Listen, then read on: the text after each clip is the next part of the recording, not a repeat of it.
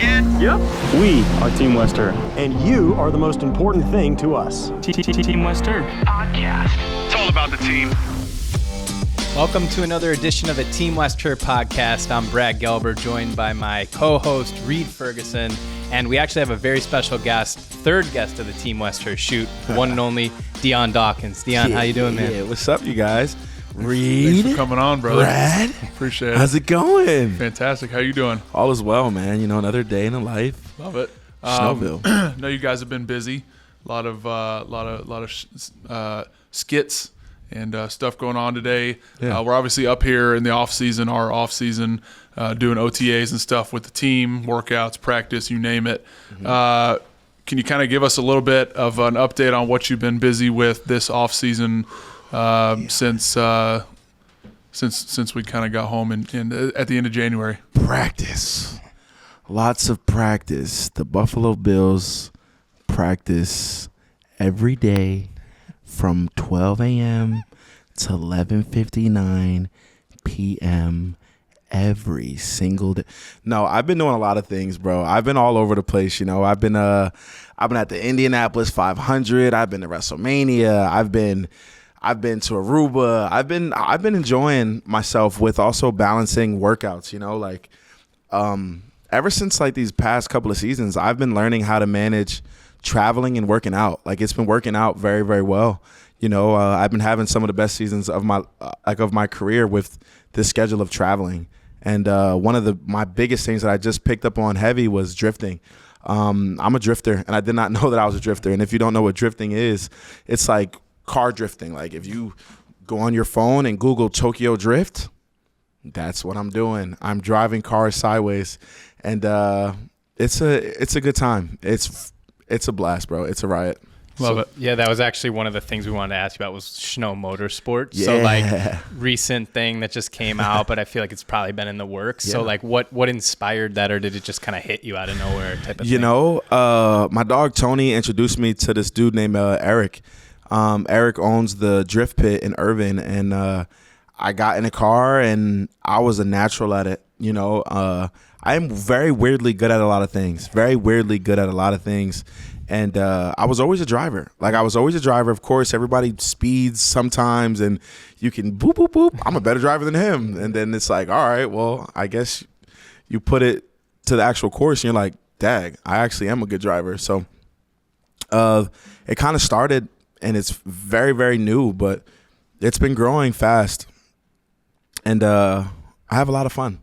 I was curious though. So like, I know we've talked in the past with different players and they have different like riders in their contract. Like I remember Dawson's like, hey, like I'd love to skydive, but I got to wait till I retire. Is there any concern about drifting with your athletic contract? I think a lot of people ask this question, right? Yeah. And they do. And my answer is always, we drive every day. Sure. So it's not like I'm on the highway drifting. Sure. I'm on a course drifting with a helmet on, a full harness, a roll cage. You're honestly only going about 60 miles per hour. Yeah. The speed limit is about 50. Sure. Highway is about 65. So I haven't really looked at the contract, but I'm pretty sure that it's safe. I'm on the ground. Mm-hmm. I'm in clothes, and I feel safe, you know. There's a lot of other things that we could be doing that's dangerous, and I don't think that this is a dangerous thing. And I feel safe in there. I got my helmet, I got my monster gear, and I am spinning tires and going sideways. So it's pretty cool, man. 2 questions. Yeah. What kind of car are you drifting in? I have a BMW M Series with the LS engine in it. I have a 2000 M3. We picked it up from Jersey, and you know, drift cars, like, you tend to drift in older cars with just newer engines in it. So, like, it's not like I'm going, like, out there and spending, like, $200,000 on a brand new car and just spinning it. No.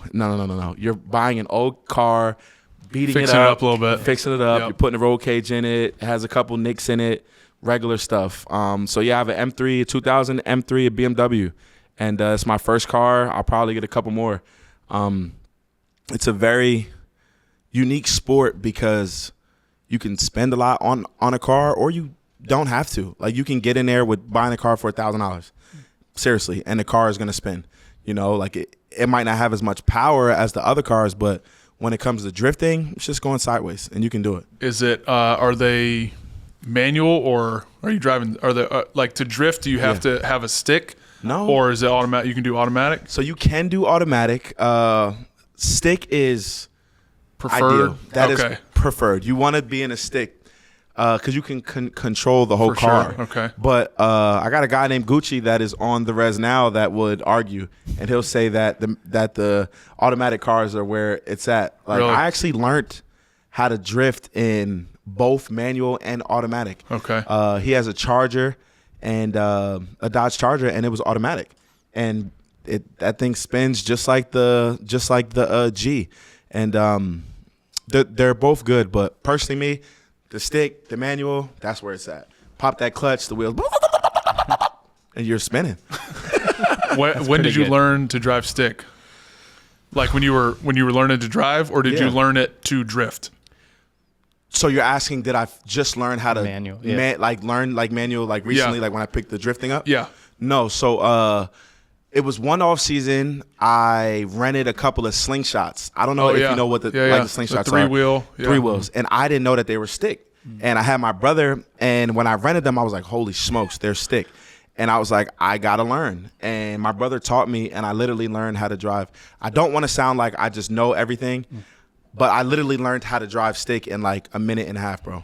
Like literally. I'll vouch for you. You're a smart guy. You're a smart guy. It was just like clutch down, gas it, in between, okay, feather, and go. And a couple times it was, but most part I got it. But I had to relearn to get the mechanics back because all of my cars now are automatic. But once I got in there and my foot touched the pedals, it was kind of like muscle, like memory, almost like riding a bike. Yeah. Speaking of clutch, from one thing to the next, Dion Dawkins on the field. Yeah. So off season, rewind a little bit, 3-year contract extension, staying in Buffalo through 27. What was that moment like? And I know you wanted to stay in Buffalo, so I know you're pretty happy about that. But tell us a little bit about it. Yeah, man.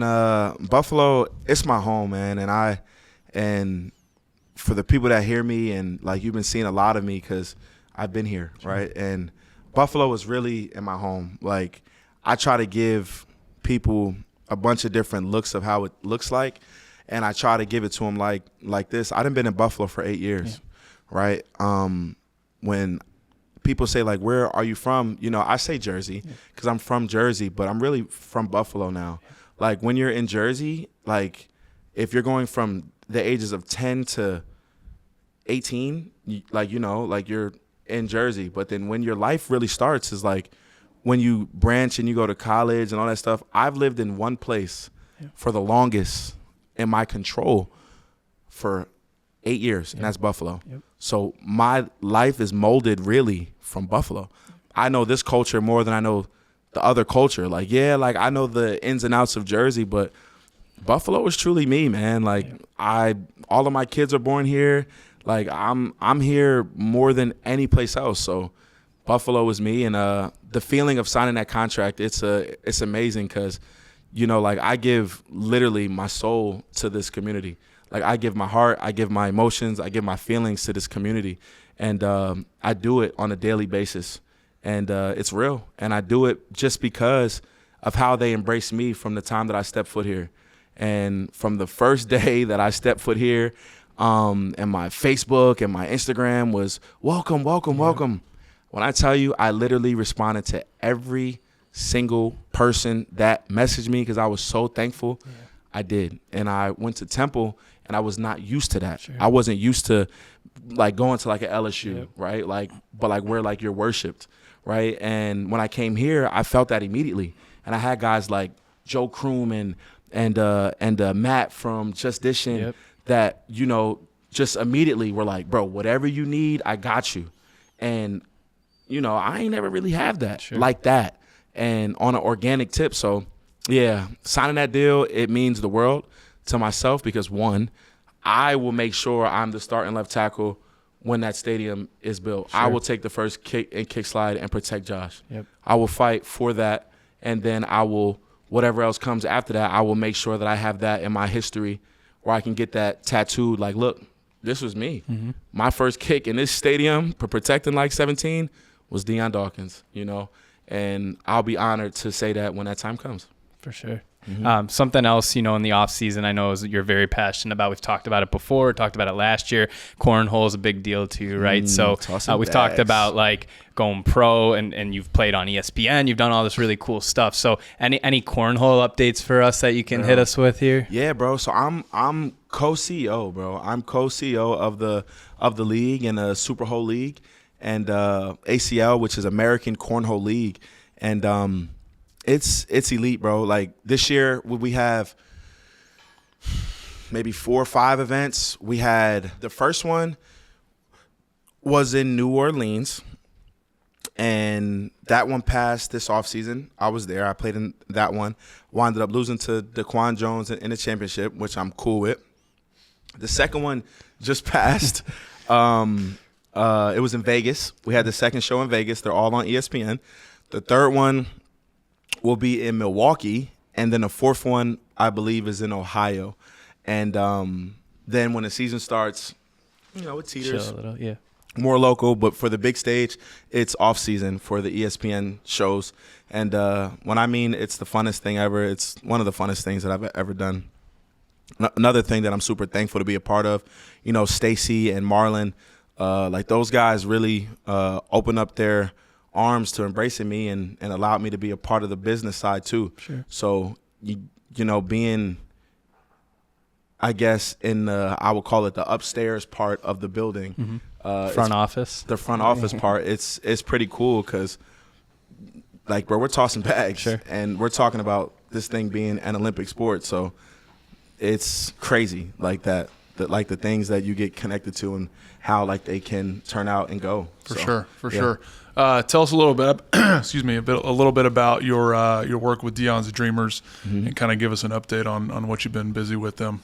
Yeah, Dreamers is such a unique thing, man, because we touch on so many different playing fields, bro. Like it's like, for example, like if somebody wanted to be a cook, we would make sure that they got with somebody that can teach them how to cook, get them lessons, pay for them to get to and from their lessons, get them the cooking book, get them their first apron, get them their first knife set or fork set or whatever you want to call it, right? First set of mac and cheese. Some schmack and cheese. Mac and cheese. Yeah, exactly. Nice That's plug. a good idea, bro. For every person that we send to cooking class, I'm going to make sure they cook some schmack and cheese. But the Dreamers, like, we just keep going, bro. Like we have our annual cornhole event. It's this Wednesday. Yeah. Wester will see you there. Yeah, well, test your skills again. And then we have 716 Day, and then we help sponsor these events for the people in the community that want to put events on. So everything is just like a big circle. Like it comes in and we dish it and we dish it and we dish it to these smaller organizations and some of the bigger ones that need help, and for the people that need to be seen, because there's a place for everybody and everybody needs something. You just got to find it and lend that hand out to help them reach and shake. Something I touched on with Josh, you know, we lost a Mitch, but we gained a Mitch in the QB room, you know, his second stint here in Buffalo. Yeah, Mitch for Mitch. You know, Mitch Morse was a good friend of mine, loved having him in the locker room. Can you kind of share kind of what he meant to the O-line room, but maybe you personally and kind of looking forward to this season, the O-line room as a whole? Yeah, bro. So losing Mitch, one of all, Mitch is a unique dude, bro. He is a silent killer. He's a secret assassin. He could put his beanie on and his glasses on and look like a Navy SEAL, or he could put on his Kango hat and look like he's from the 70s, or he can put on a baseball cap and look like he just took his kid to soccer practice. We called him the team dad. He was definitely the team dad, bro. And I miss Mitch. I miss Mitch every day. Going to practice, not seeing him still hasn't really clicked yet, because I done played dang near my whole career with Mitch. It seems like I done been with Mitch for at least 6 years, at least. And that's a long time. And but gaining a Mitch is also, well, I don't want to take away from it, but I understand about the business part of it. And I know Mitch is happy. I know when Mitch got there, he called me, bro, and he was like, Dion, I just want you to know that, bro, like you was one of the best teammates that I've had, and I did not know that he felt like that. And I wish that I would have known that when he was here, right? Because, like, you know, time goes and then it sucks, but, like, when you're not around each other every day, it's the truth, but the relationship kind of falls and then it grows and it falls. So it was a beautiful thing to hear, and it was also exciting. I was also excited to hear the emotions in his voice of how happy he was to buy a beach house. Sure. You know, because he's in A little Jacksonville. different. Yeah. And Mitch was like, yo, Dion, I live on the beach, bro. Yeah. My house is on the beach. And I'm sitting in my backyard and I'm looking at the water. Yeah. And I said, Mitch, yo, you know, I'm happy for you, bro. For sure. I'm happy for you. You can go and just be Mitch. And he was Mitch here too, but the fact that he's happy that he did something else, right? Like, with talking to Dad, he was Kansas. I got a house in Kansas. I got a house in Kansas.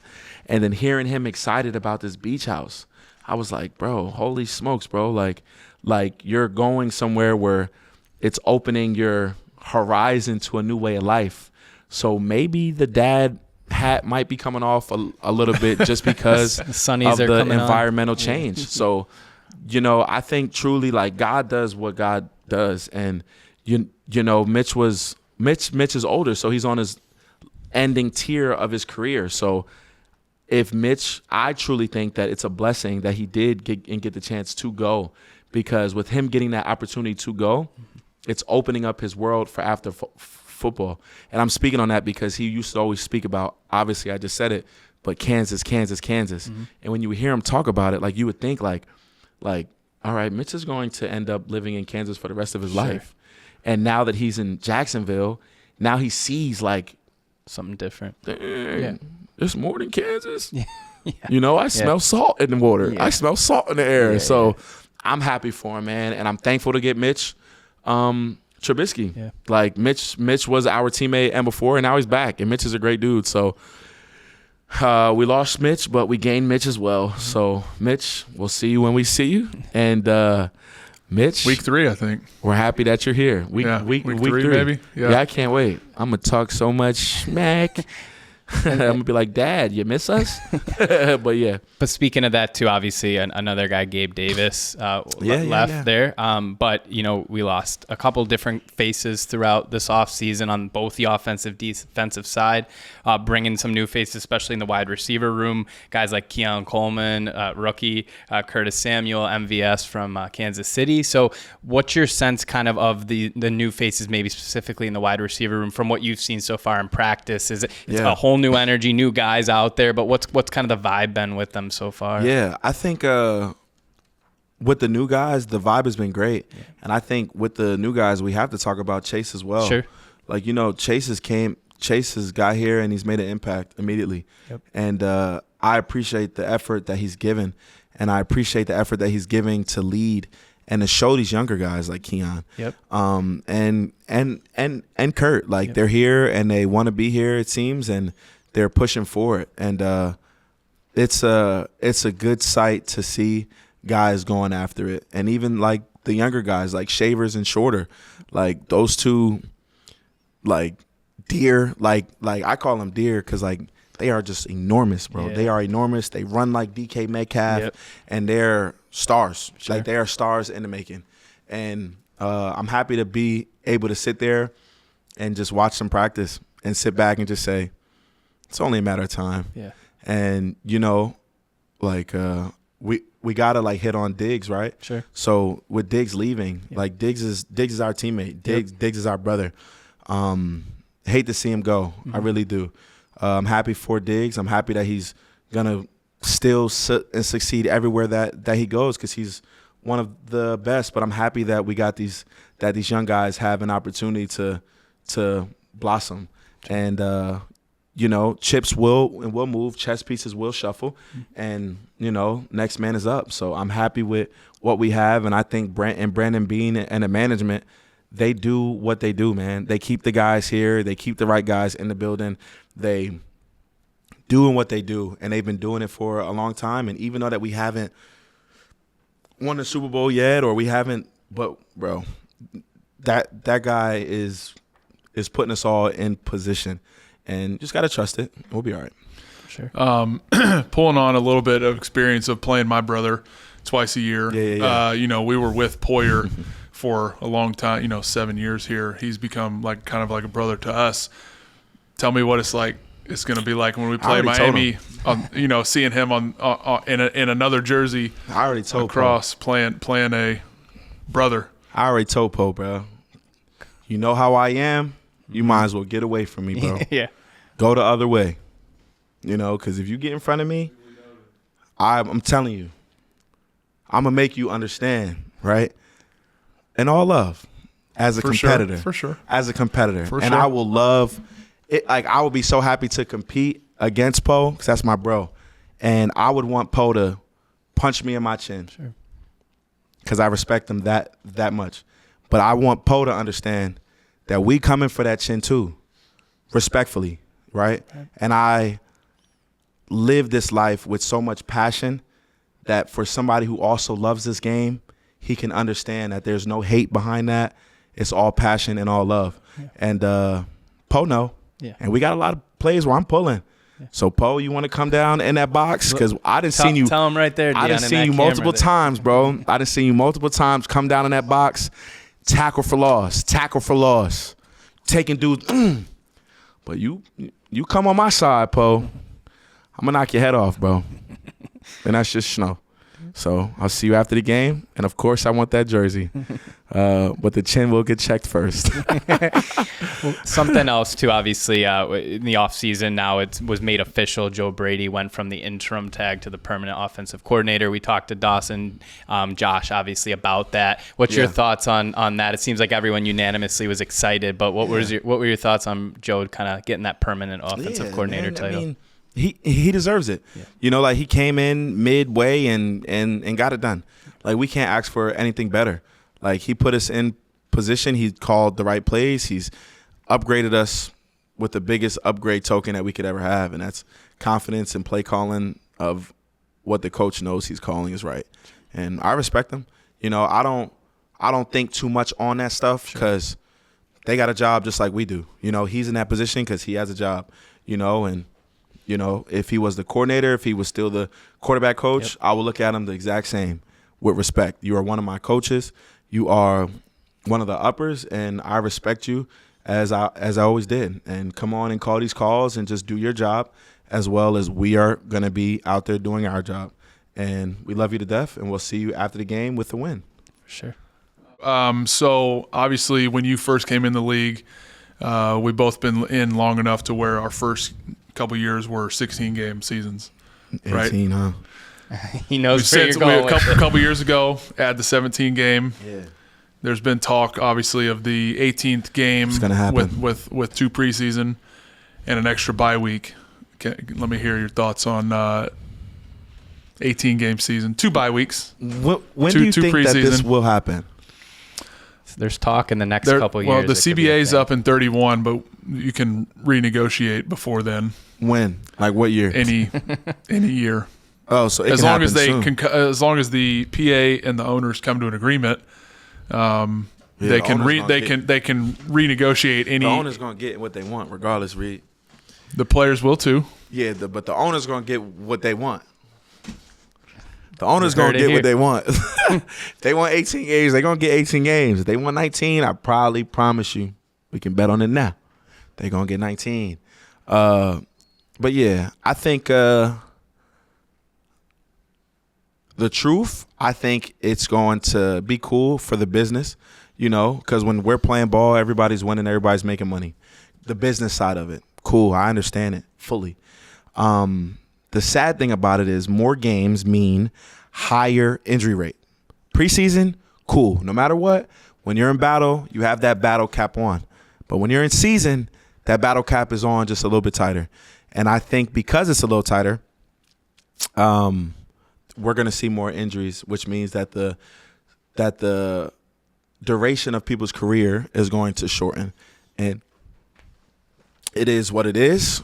we got to control what we can. And if it gets to 18 games, best believe I'm going to prepare for 18 games. And hopefully, it's when I'm commentating or in movies or on TV or doing something cool as well as ball. But God bless us all with this 18th game and this extra bye week. Fair enough. All right, we got a lot of real talk from Dion Dawkins here. We're going to wrap this episode of the Team West Herr podcast, but make sure you come back soon because we're going to have a follow-up on a special holiday edition with Dion Dawkins. But for my man Reed Ferguson and Dion Dawkins, I'm Brad Gelber. Thanks for tuning into this episode of the Team West Herr podcast.